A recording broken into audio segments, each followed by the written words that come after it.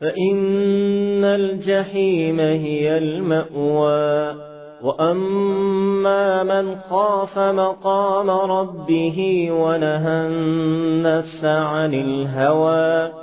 فإن الجنة هي المأوى يسألونك عن الساعة أيان مرساها فيم أنت من ذكراها إلى ربك منتهاها إنما أنت منذر من يخشاها